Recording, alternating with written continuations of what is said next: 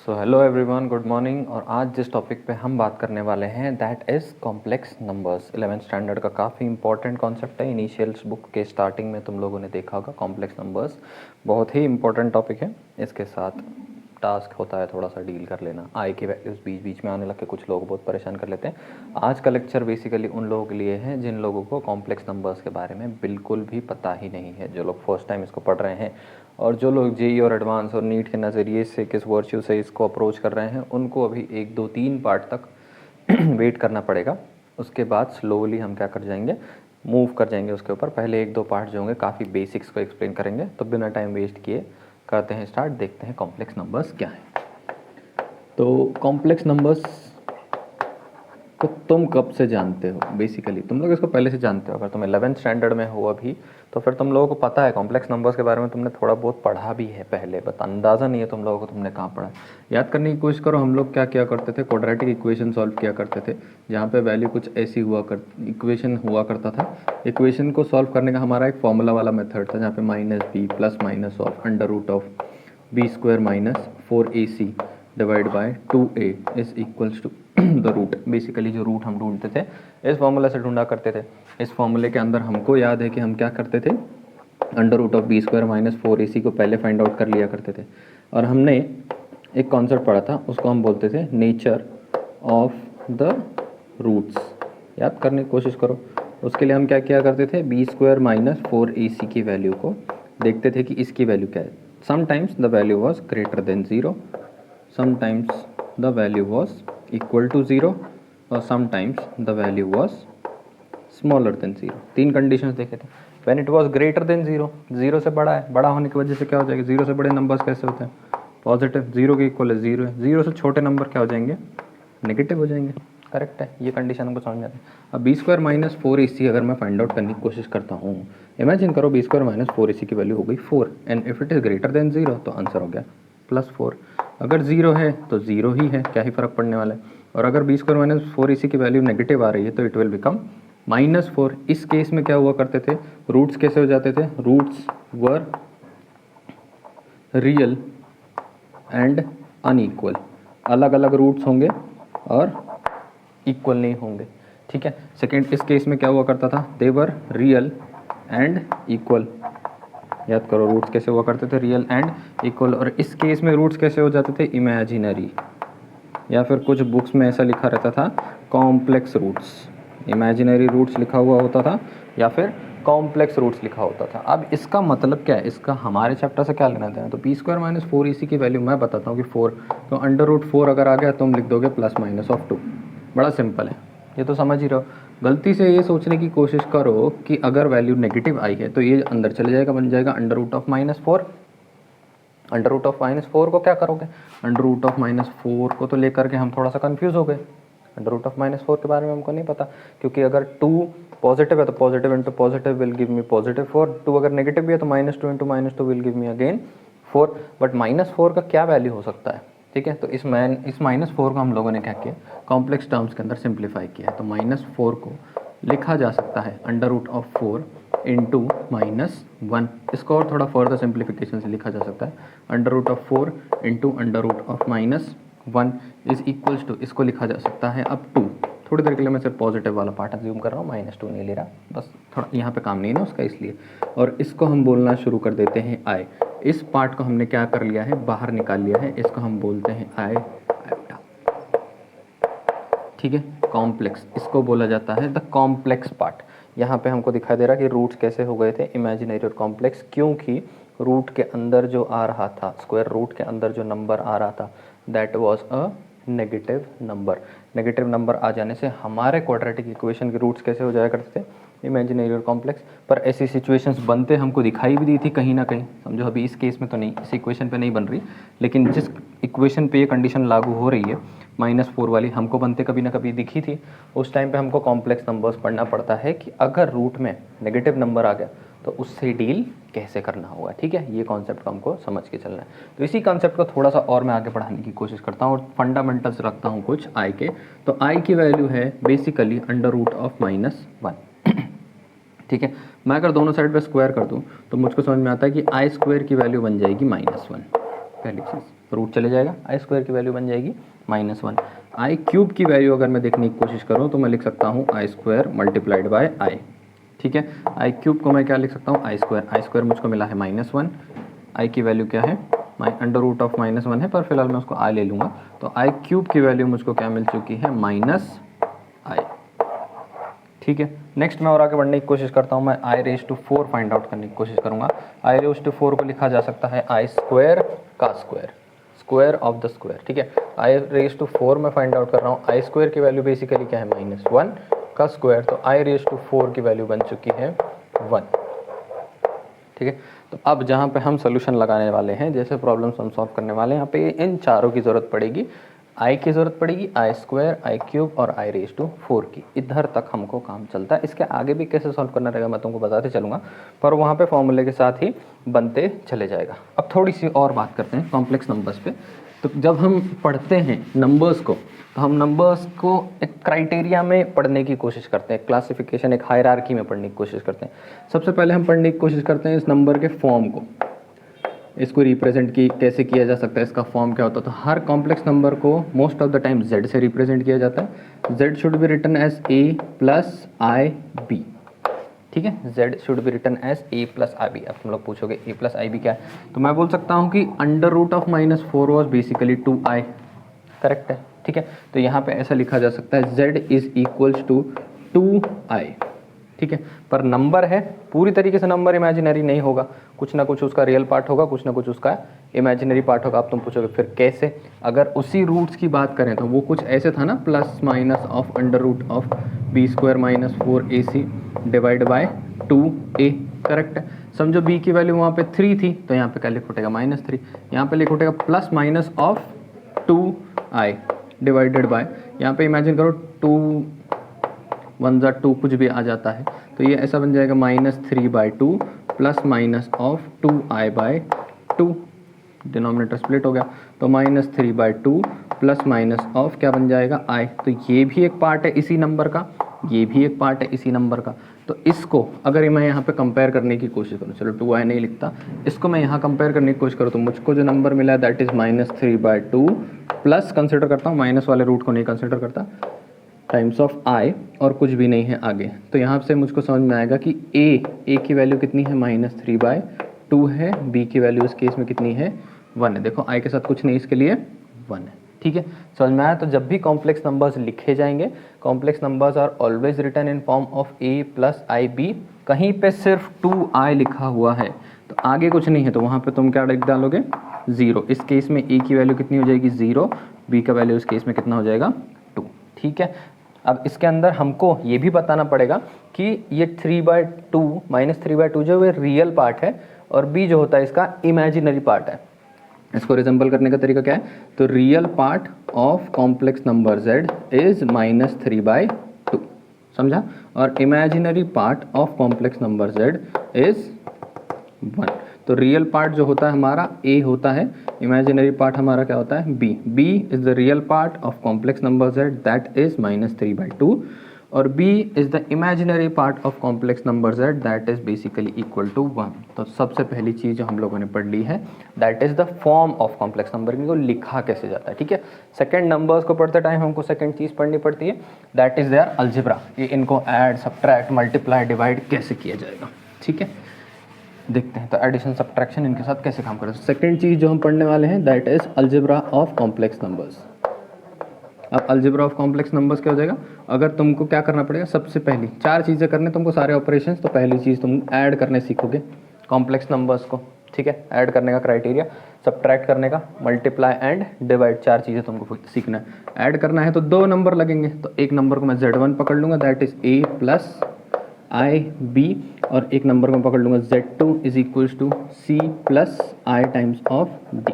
हम क्या करने की कोशिश कर रहे हैं, ऐड, तो मैं लिखूंगा z1 प्लस z2 will be equal to a plus i b plus c plus i d, ठीक है। समझ में हम क्या करने की कोशिश कर रहे हैं, ऐड करने की कोशिश कर रहे हैं। ऐड करते टाइम हमको पता होना चाहिए कि real part of complex number z1 should be added to real part of complex number z2, Z1 का रियल पार्ट और Z2 का रियल पार्ट ही आपस में ऐड होंगे, तब हमको आंसर में मिलेगा रियल पार्ट ऑफ Z1 प्लस Z2।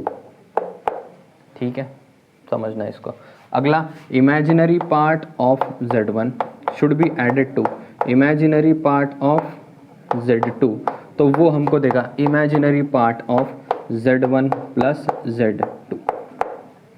ठीक है, ये बीच में होगा ग्लिच। अब जिनको ये बात समझ में आई होगी ठीक है, जिनको नहीं समझ में आई मैं उनके लिए क्लैरिफाई करने की कोशिश करता हूँ। Z1 प्लस Z2 सीधे सीधे जिसके साथ I लगा हुआ है वो सब आपस में ऐड होंगे, जो इंडिपेंडेंट है वो आपस में ऐड होंगे।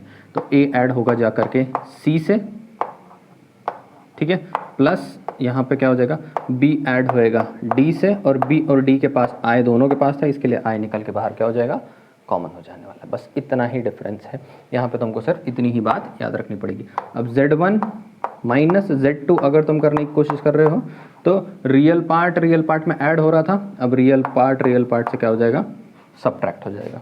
रियल पार्ट से सब्ट्रैक्ट हो जाएगा, बीच में प्लस वैसे ही रहने दो, प्लस काफ़ी न्यूट्रलिटी मेंटेन करता है, और इमेजिनरी पार्ट से क्या हो जाएगा, सब्ट्रैक्ट हो जाएगा। तो इसको हम क्या बोल देंगे कि ये हो गया एडिशन, ये सेकंड पार्ट क्या हो गया, सब्ट्रैक्शन। पूरी कहानी मुझको वैसे ही लिखनी पड़ेगी, लास्ट में सिर्फ इतना ही चेंज आने वाला है। ठीक है, थर्ड पार्ट जो तुमको पढ़ना है that is multiplication of complex numbers. ठीक है, मल्टीप्लिकेशन में क्या होगा, a plus i b will be multiplied to c plus i into d. यहाँ पे कुछ रूल्स एक्स्ट्रा, एक छोटी सी पार्ट एक्स्ट्रा आ जाएगी। ये ब्रैकेट टू ब्रैकेट मल्टीप्लिकेशन है, तो a मल्टीप्लाई बाय c मुझको दे देगा ac, a multiply by d मुझको दे देगा ad इंटू आई। ठीक है, फिर ये सेकंड वाला पार्ट bc इंटू आई, प्लस यहाँ पे मुझको b और d, तो ये बन जाएगा bd i इंटू आई बन जाएगा i का स्क्वायर। ठीक है, दोनों के पास i है। ठीक है, इसको ऐसा लिखा जाएगा, प्लस यहाँ पे हो जाने वाला a d plus b c, दोनों के पास i है, मैंने i निकाल लिया है कॉमन में, प्लस बी डी ऐसे ही रहने दो, आई स्क्वायर की जगह पे लिखा जा सकता है -1। थोड़ी ही देर पहले मैंने तुमको बताया, अंडर रूट ऑफ आई को लिखोगे क्या होता है, अंडर रूट ऑफ -1 को लिखोगे आई, वैसे ही आई स्क्वायर को लिखा जा सकता है -1। ये रूल अभी 1 मिनट पहले ही हमने बात की थी इसके ऊपर, वही मैंने यहाँ पे लगा दिया। ये माइनस इस बी डी को कर देगा नेगेटिव, तो ये नेगेटिव ऑफ बी डी, और यहाँ पे बैठा हुआ है ए C plus A D plus B C into i. अब जिनके साथ आई नहीं है वो हमारा रियल पार्ट बनाएंगे, उनको नज़दीक ले लेना है, ए c minus b d plus आगे हो जाने वाला है a D plus B c times of i is basically Z1 into Z2, Z1 into Z2। ये हमने किसके बारे में पढ़ लिया है, मल्टीप्लिकेशन के बारे में पढ़ लिया। तो एडिशन के लिए ऐसा रूल इस्तेमाल होगा, सब्ट्रैक्शन के लिए ऐसा रूल इस्तेमाल होगा, मल्टीप्लिकेशन के लिए ये वाला रूल इस्तेमाल होगा। लास्ट एक चीज़ बची है जो हमको फाइंड आउट करना है, दैट इज डिवीजन। डिवाइड करने सीखना है। तो डिवीजन के लिए हम क्या करेंगे, Z1 को Z2 से डिवाइड जब करना हो तो इसकी एक ही पॉलिसी है। यहाँ पे क्या हो जाने वाला है कि a plus i b will be divided by c plus i d. यहाँ पे हम रूल यूज़ करने वाले हैं rationalising the denominator. Rationalising the denominator, ठीक है, डिनोमिनेटर को रैशनलाइज करके हम डिवीजन करते हैं। डिवीजन कैसे किया जाता है वो हम एग्जाम्पल के साथ सीखने वाले हैं। तो मैं एक एग्जाम्पल लूँगा जिसके अंदर 2 कॉम्प्लेक्स नंबर्स होंगे, मैं उन दोनों कॉम्प्लेक्स नंबर को ऐड करके दिखाऊंगा, मैं उन्हीं दोनों कॉम्प्लेक्स नंबर को सब्ट्रैक्ट भी करूँगा, उन्हीं दोनों को मल्टीप्लाई भी करूँगा और उन्हीं दोनों को साथ साथ डिवाइड भी करूँगा। एक एग्जाम्पल पर हम 4 ऑपरेशंस करके देखेंगे कि वो कैसे काम करता है। ये सब कुछ आप लोगों को दिखाई दे रहा है। मैं 2 सेकेंड के लिए साइड हटूँगा ताकि आप लोग अगर चाहो तो इसको कॉपी कर सको, और फिर हम मूव करेंगे एग्जाम्पल पे। ओके,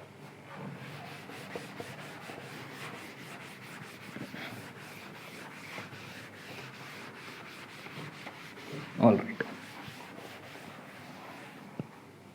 ये एक्सप्लेनेशन उन लोगों के लिए है जिन लोगों ने थोड़ा भी कॉम्प्लेक्स नंबर्स कभी देखा नहीं है।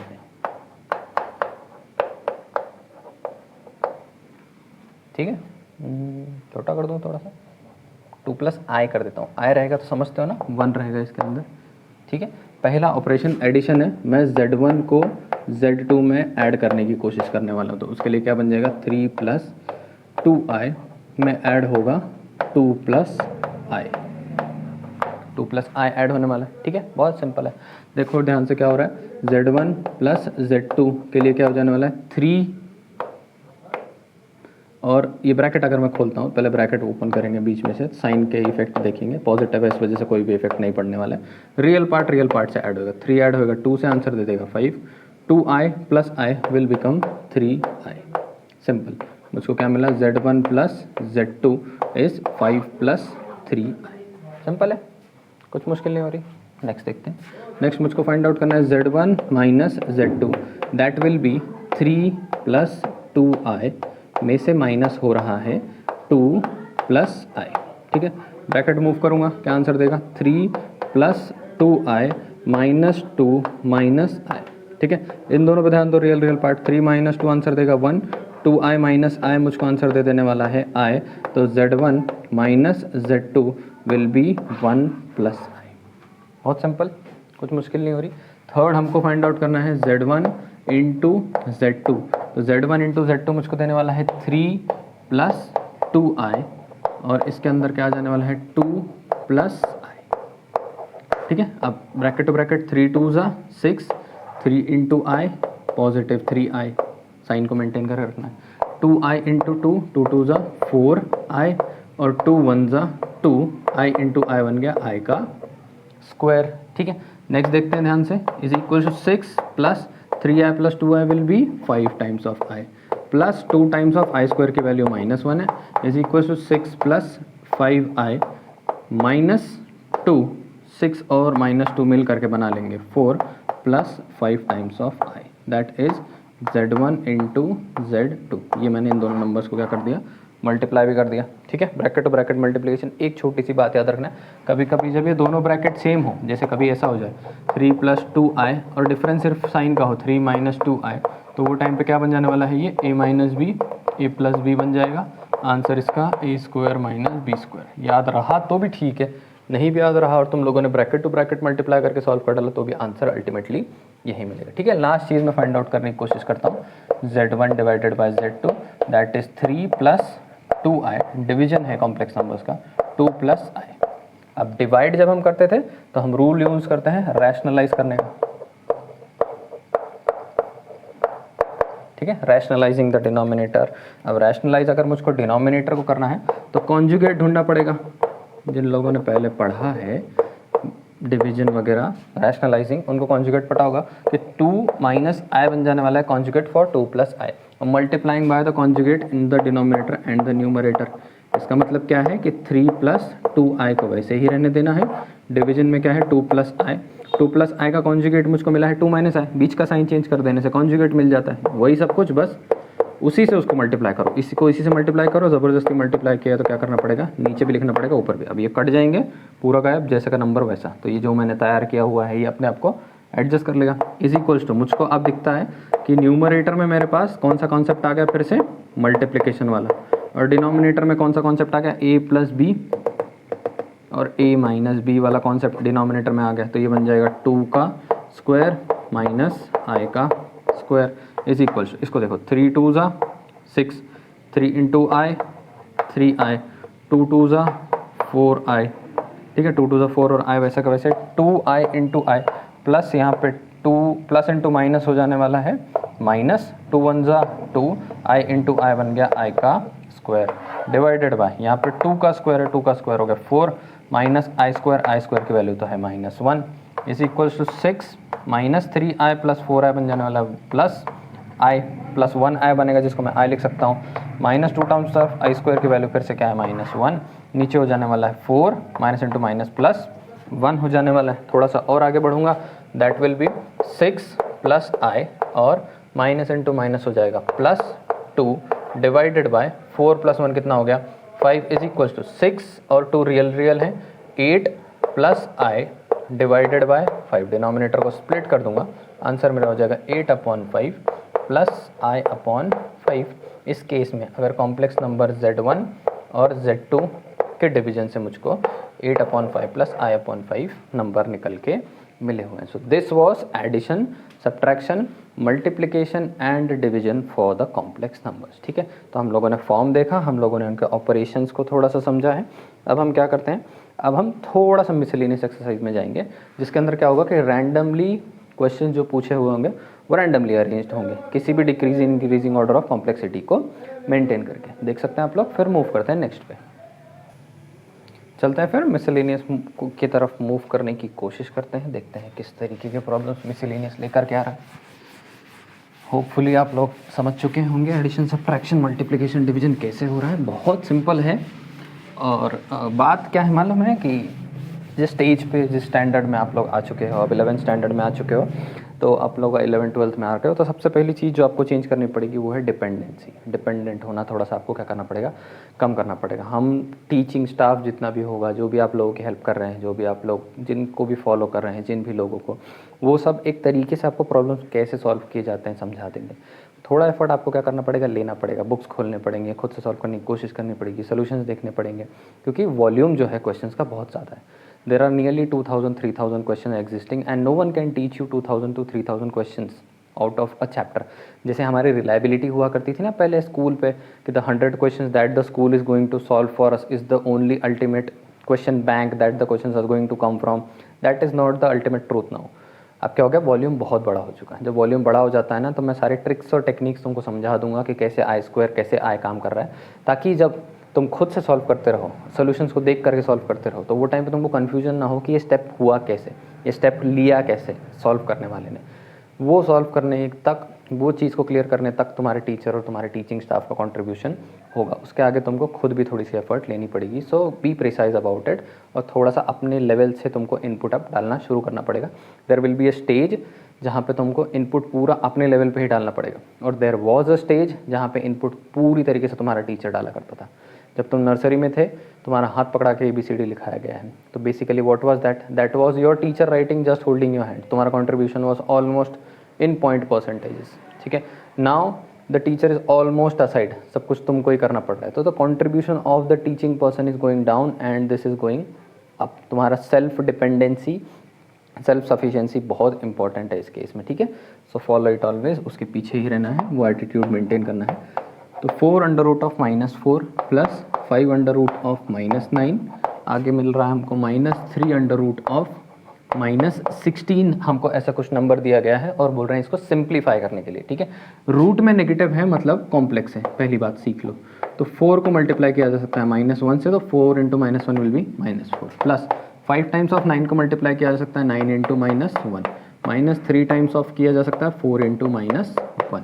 ठीक है, इसको 4 वैसे ही रहने दो, 2 इसमें से निकल के बाहर आ जाएगा, there will be -1 inside, plus 5 times of 3 बाहर आ जाएगा 9 से, अंदर रह जाएगा -1, -3 टाइम्स ऑफ 2 बाहर आ जाएगा अंदर से, there will be -1 left. We know कि i की वैल्यू इज √(-1), तो जहाँ जहाँ -1 आता है वहाँ मैं i लिख सकता हूँ। 4 2 8, यहाँ पे मैं लिख सकता हूँ i, प्लस 5 3 15i, -3 2 6i। ठीक है, इसका डिफरेंस या सॉरी इसका एडिशन मुझको देगा 23i - 6i, that will give me 17i। Correct है। ठीक है, so the simplification of this problem was 17i। फिर से बताता हूँ, -4 can be written as 4 × -1, -9 can be written as 9 × -1, -16 can be written as 16 × -1। देखो ऐसी गलतियाँ होती हैं वहाँ पे, दिस शुड बी 16, ज़्यादा ही एक्साइट होकर पहले ही मैंने उसको सॉल्व कर लिया। 16 बाहर निकल के बन जाएगा 4 √(-1). देखो 4 3 यहाँ पे आंसर मेरा हो जाएगा अब 12, there will be some changes. 12 8 plus 15, यहाँ पे फिर से क्या हो जाने वाला है 23 times of i -12 times of i, so answer मेरा हो जाने वाला है 11i। 11i मेरा आंसर हुआ। करेक्ट है, फिर से वैलिडेट कर लेंगे। 3 16 से बाहर आ गया 4 स्क्वायर -1, सॉर्टेड। ठीक है, ऐसी गलतियाँ हो सकती हैं, पॉसिबली आप भी कंट्रोल करने की कोशिश करना, क्रॉस चेक करते चलना। मैंने पहले वाले लेक्चर्स में भी बताया कि जब तुम अगला स्टेप लेते हो तो पिछले स्टेप को देखते रहो ताकि गलती नहीं होए, और होए भी तो पकड़ में आ जाए। गलती करने में कुछ प्रॉब्लम नहीं है, पर पकड़ में आ जानी चाहिए। ठीक है, इस टाइप के प्रॉब्लम्स आएंगे, ये बड़े बेसिक प्रॉब्लम है, कुछ भी इसके अंदर था नहीं। नेक्स्ट मैं बताता हूँ नेक्स्ट किस टाइप के प्रॉब्लम दिखाई देंगे तुमको। नेक्स्ट तुमको पूछेगा find A and B if, find A and B if। ठीक है, ए और बी फाइंड आउट करना है। फर्स्ट एक्सप्रेशन मुझको बताता है कि a plus 2b plus 2ai is equals to 4 plus 6i, 4 plus 6i। ठीक है, बहुत सिंपल होता है, ये इसका रियल पार्ट है और ये इसका इमेजिनरी पार्ट है, और ये कॉम्प्लेक्स नंबर किसी दूसरे कॉम्प्लेक्स नंबर के इक्वल है जिसका ये रियल पार्ट है और जिसका ये इमेजिनरी पार्ट है। रियल पार्ट से इक्वेट होएगा, तो a plus 2b will be equal to 4। Imaginary part से इक्वेट होगा, तो 2a times of i is equals to 6 times of i। ठीक है, i और i दोनों साइड से कट गया, 2a इज 6, सो a is equals to 3। a की वैल्यू कितनी है मेरी 3, a की वैल्यू 3 यहाँ सब्स्टिट्यूट कर दूंगा। 3 plus 2b is equals to 4, 2b is equals to 4 minus 3, b is equals to 1/2। अब इतना तुम लोग आ चुके हो यहाँ तक, तो समझ ही गए होगे कि स्टेप्स में मैंने क्या किया हुआ है। ठीक है, तो a का वैल्यू और b का वैल्यू मुझको इस केस में मिल चुका है। नेक्स्ट abi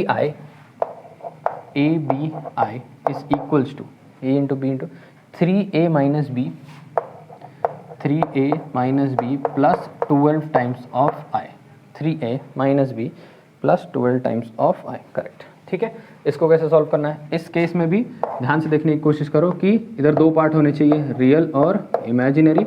इधर भी दो पार्ट होने चाहिए जिसके अंदर से ये क्या है, रियल है और ये इमेजिनरी। इसका रियल पार्ट तुमको दिखाई नहीं दे रहा, दिख रहा है मुझको, बेसिकली वहाँ पे कुछ नहीं, क्या है 0। रियल पार्ट किसके इक्वल है 0, तो ये रियल पार्ट को इक्वल हो जाएगा, तो 3a माइनस बी किसके इक्वल हो जाएगा 0 के। इमेजिनरी पार्ट abi किसके इक्वल हो जाएगा 12 टाइम्स ऑफ i दोनों साइड से कटा, a के जगह पे मैं सब्स्टिट्यूट कर सकता हूँ 12 डिवाइड बाई b, ऑब्वियस है, या फिर b के जगह पे सब्स्टिट्यूट कर सकता हूँ 12 डिवाइड बाई a, दोनों ही पॉसिबल है। तो यहाँ पे मैं लिखूँगा 3a माइनस b के जगह पे मैं लिखूँगा 12 divide by a is equals to 0, correct है।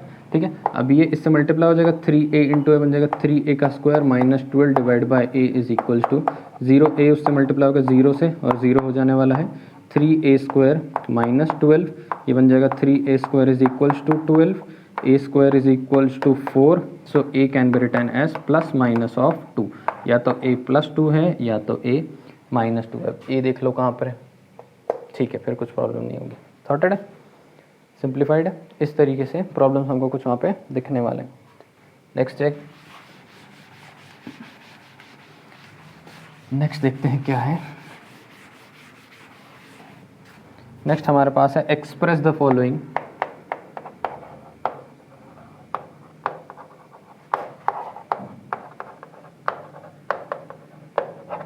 इन a plus b i form, मतलब फॉर्म उसका कुछ अजीब ही होगा, तुमको उसको a plus b i form के अंदर लेकर के आना है। ठीक है, फर्स्ट वाला क्वेश्चन मेरा बोलता है i multiplied by 4 plus 3i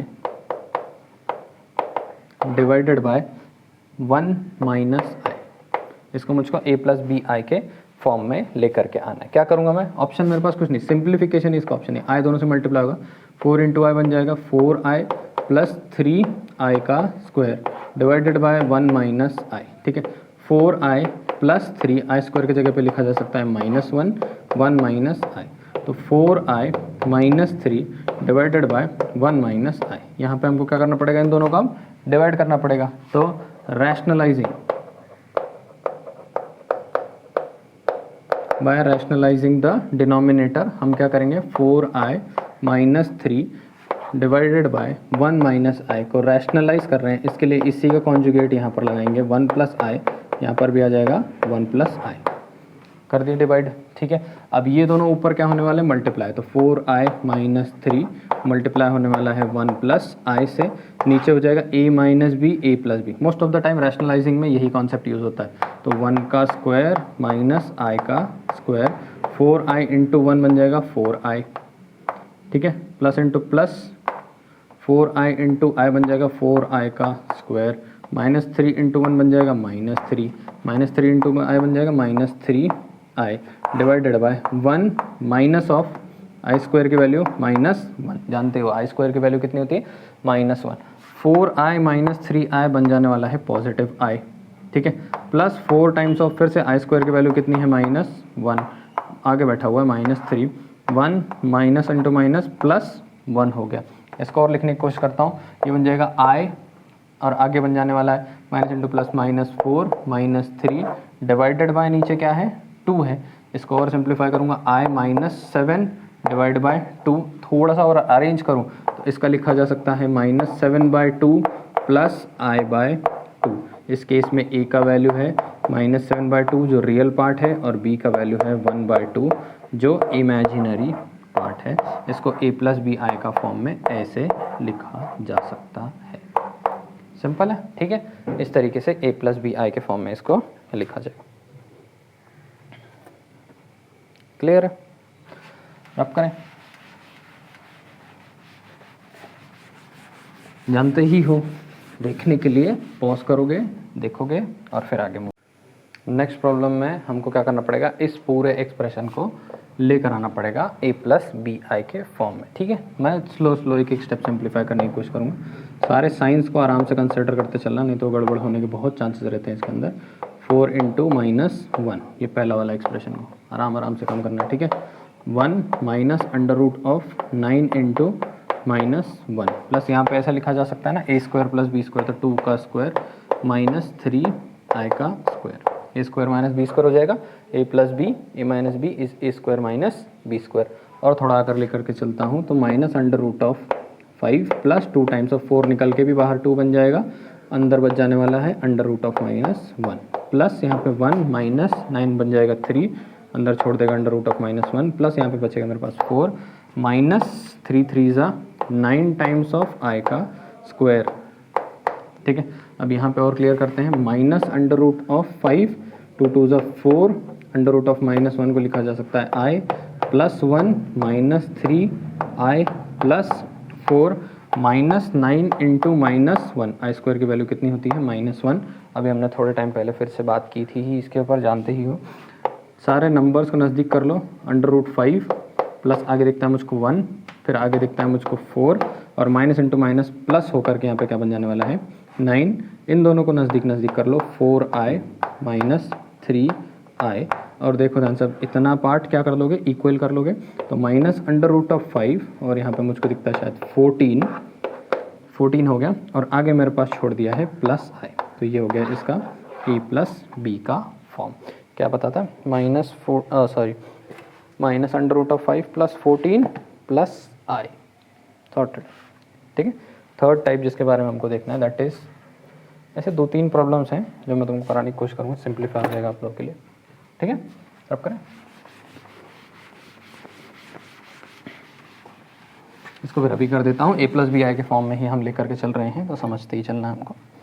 अब यहाँ पे क्या बोल रहा है कि 1 + I raised to -3, 1 + I raised to -3 को हमको A + BI के फॉर्म में लाना है। इसको तो माइनस में है पावर, तो माइनस में जब भी पावर रहती है तो कहाँ चले जाता है पूरा एक्सप्रेशन, डिनोमिनेटर में चले जाता है। तो A + B the whole cube, ठीक है। याद करने की कोशिश करो क्या हुआ करता था, A³ + 3A² B + 3AB का स्क्वायर प्लस B का क्यूब, यही हाल हुआ करती थी वहाँ पे। इसकी सेम कंडीशन यहाँ पे भी लागू हो जाएगी। तो यहाँ पे क्या हो जाएगा 1/1 का क्यूब प्लस 3 टाइम्स ऑफ 1 का square into I plus 3 times of 1 into I का स्क्वायर प्लस हो जाने वाला है I का क्यूब, सॉर्टेड है। और आगे बढ़ूँगा 1/, यहाँ पे 1 का क्यूब बन जाएगा 1 प्लस 3, यहाँ पे 3I बनने वाला है, पर यहाँ पे बन जाएगा 3I का स्क्वायर, यहाँ पे बन जाएगा I का क्यूब। हमको पता है कि I के स्क्वायर की वैल्यू होने वाली -1, तो 1 + 3I + 3 इंटू -1 और I क्यूब की वैल्यू होती है I, जस्ट बता के ही अभी ख़त्म हो रही है बात, ठीक है। तो 3I, तो 1 - 3 + 3I + I। अब इसको और थोड़ा सिंप्लीफाई किया तो बन जाएगा 1/, -2 आगे क्या बन जाने वाला है प्लस 4I, क्या बन जाएगा -2 + 4I। अब ध्यान से देखना, इसके साथ क्या करना पड़ेगा, 1/, अगर मैं माइनस ऊपर ले लूँ तो नीचे बन जाने वाला है 2 - 4I। नेगेटिव क्या कर लिया मैंने, उसमें से निकाल लिया बाहर, सिंप्लीफाई कर लिया। मैं 2 भी कॉमन निकाल लूँ तो 1/2 मैंने कॉमन निकाल लिया, अंदर बच गया है 1 - 2 times of I, 1 - 2 times of I बच गया। मुझको क्या करना पड़ेगा, इसको रैशनलाइज करना पड़ेगा क्योंकि डिनोमिनेटर में है, तो इसके लिए मैं लिखूँगा 1 + 2i और ऊपर भी चले जाएगा 1 प्लस 2 टाइम्स ऑफ i। अब इसके आगे क्या करना पड़ेगा, हमको मल्टीप्लाई करना पड़ेगा। ऊपर का पार्ट क्या होगा, -1 से मल्टीप्लाई हो जाएगा, -1 into 1 -1 into -2 times of i। Division में देखो क्या होने वाला है, 2 के साथ सारा ब्रैकेट, इसमें रैशनलाइज करना पड़ जाएगा नीचे। तो रैशनलाइजेशन के लास्ट प्रोसेस का एक ही पार्ट हुआ करता था, that was basically a minus b और a प्लस बी। तो a minus b a plus b is basically a square minus b का स्क्वायर, ठीक है। ऊपर का तो हमने क्या कर दिया, -1 को दोनों पार्ट से मल्टीप्लाई कर दिया, 2 मेरा बाहर आराम से रुका हुआ है, और ये दोनों पार्ट्स आपस में मिलके a minus b a plus b बन जाएंगे a स्क्वायर माइनस b का स्क्वायर। और थोड़ा क्लियर करने की कोशिश करूँगा इसको, -1 -2 टाइम्स ऑफ i। डिवीजन में मेरे पास बैठा हुआ है वहाँ पे 2, अंदर मेरे पास क्या है, अंदर एक्सप्रेशन है, तो ये पूरा का पूरा 2 से मल्टीप्लाई होना चाहिए। ये बन जाएगा 1 - 2 i का स्क्वायर, फिर से तुमको समझ में आता है क्या बन जाने वाला, -2 का स्क्वायर हो जाने वाला है 4, ठीक है। 2 का स्क्वायर बन जाएगा 4, i से बनेगा i स्क्वायर बन जाने वाला है -1। ये बन जाएगा -1 - 2 टाइम्स ऑफ i, बाहर बैठा हुआ है 2, 1 प्लस 4 1 ज़ा 4, -1 - 2 टाइम्स ऑफ i, डिवीजन में 2 इंटू 5 बन जाने वाला है -1 - 2i डिवाइडेड बाय, नीचे मेरे पास बन जाएगा 10, तो -1/10 और -2i बाय 10, जिसको फर्दर सिंप्लीफिकेशन से लिखा जा सकता है -1/10 -i बाय 5, ठीक है। ये बन गया इसका a plus b the whole form, जिसके अंदर a की वैल्यू है -1/10 और b का वैल्यू है मेरा -1/5। इस तरीके से इसको सॉल्व किया जा सकता है, ठीक है। ये देखते हुए चलते हैं नेक्स्ट प्रॉब्लम्स पे। नेक्स्ट टाइप के प्रॉब्लम देखते हैं क्या है। नेक्स्ट टाइप ऑफ प्रॉब्लम जो है वो आयोटा के ऊपर है, बेसिकली आई की वैल्यूज पे। बहुत सिंपल है, इंट्रोड्यूस होना आप लोगों को ज़रूरी है, इसके लिए करना है जिन लोगों को नहीं आ रहा। फर्स्ट हमको क्या फाइंड आउट करने बोला गया है, i⁵35। i⁵ क्या बोला है, 35। चार चीज़ें तुमको इसके अंदर याद रखनी पड़ेंगी। पहली चीज़ i की वैल्यू इतना काम नहीं आती। i स्क्वायर की वैल्यू तुमको याद रखना पड़ेगा -1 है। i³ का वैल्यू तुमको याद रखना पड़ेगा i है, ठीक है। और i⁴ का वैल्यू तुम लोगों को याद रखना पड़ेगा कितना है, 1 है, ठीक है। सबको हमको या तो i स्क्वायर के टर्म्स में लाना होता है या i⁴ के टर्म्स में लाना होता है। 4 के टर्म्स में आ गया बहुत अच्छा, नहीं आया तो चल जाएगा काम, कोई बात नहीं। अब 4 के टेबल में 32 सबसे नियरेस्ट कहाँ पे मिल जाने वाला है, तो i के केस में हम उसको लगाने की कोशिश करेंगे। तो यहाँ पे ध्यान से देखना कि क्या किया जा सकता है, इसको ऐसे स्प्लिट किया जा सकता है। इसको i के बाद i⁵32 लिखा जा सकता है, मल्टीप्लाइड बाय क्या लिखा जा सकता है, i⁵3 लिखा जा सकता है, ठीक है। i⁵32 और i⁵3 लिखा जा सकता है, ठीक है। अब 32 के साथ क्या होगा कि इसको i स्क्वायर के भी फॉर्म में लिख लो या किसी भी फॉर्म में लिख लो। 32 को अगर मैं फैक्टराइज करने की कोशिश करूँगा तो 2 × 2 × 2 × 2 × 2 लिखा जा सकता है। तो समझ में आ रहा है मुझको क्या किया जा सकता है। 32 को क्या लिखा जा सकता है, 2⁵5 लिखा जा सकता है। तो यहाँ पे क्या लिखा जा सकता है, 32 इज़ बेसिकली नथिंग बट 2⁵5, ठीक है। 2⁵5 कंडीशन में तो यहाँ पे क्या हो जाएगा, उस तरीके से लिखा जा सकता है।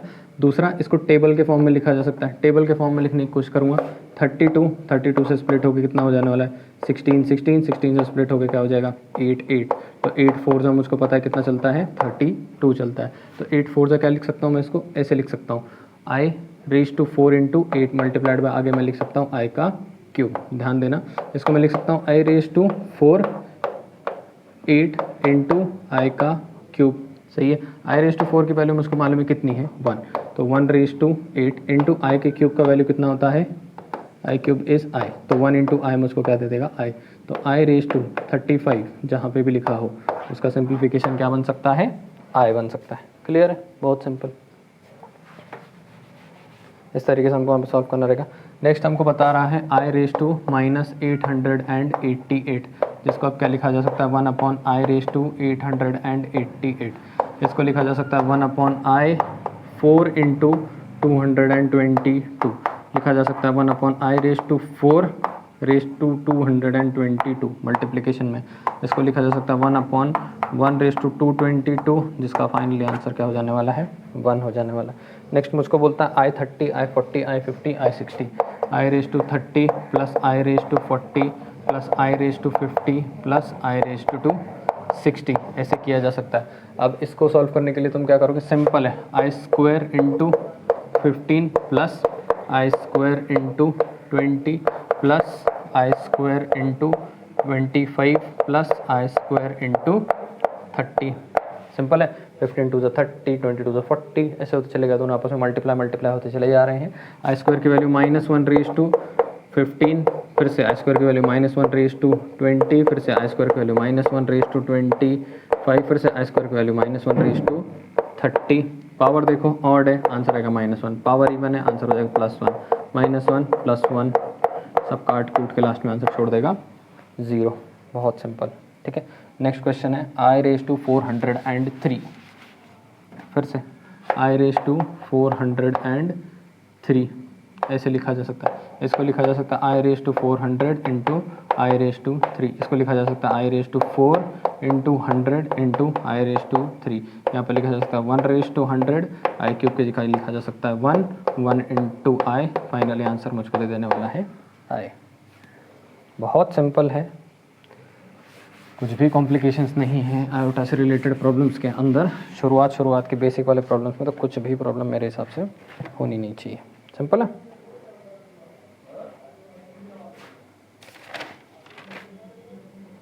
चले देखें नेक्स्ट हमको क्या बता रहा है। शो दैट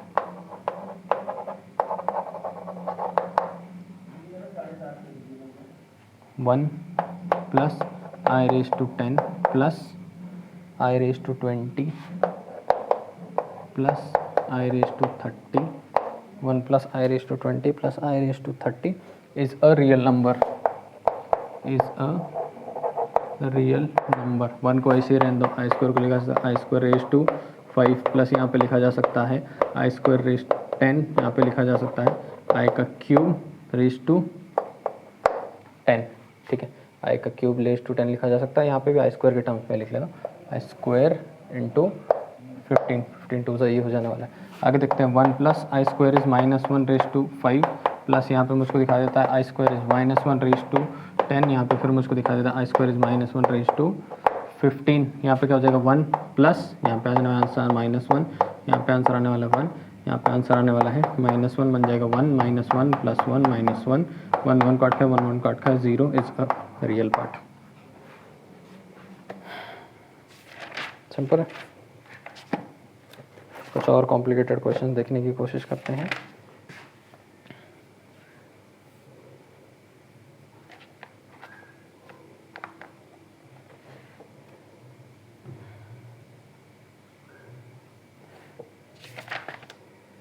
चलिए नेक्स्ट वाले क्वेश्चन की सीरीज़ थोड़ा सा ऑफसेट है, तो ये फर्स्ट वाले पार्ट में हम इतने बेसिक प्रॉब्लम्स करेंगे, इससे ज़्यादा कुछ कॉम्प्लिकेट करेंगे। सेकंड वाला पार्ट जो इसके पीछे आने वाला है उसके अंदर हम इन सारे बेसिक कॉन्सेप्ट से रिलेटेड कुछ कॉम्प्लिकेटेड प्रॉब्लम सॉल्व करने की कोशिश करेंगे। तो कॉन्सेप्ट्स क्या है, कॉन्सेप्ट्स अभी भी बेसिक्स ही हैं, जो शुरुआती कॉन्सेप्ट्स हैं, लेकिन प्रॉब्लम्स इनसे रिलेटेड जो है वो थोड़े से कॉम्प्लिकेटेड और डिफ़िकल्ट जेनरी के होंगे, जो थोड़ा सा ट्विस्ट करेंगे।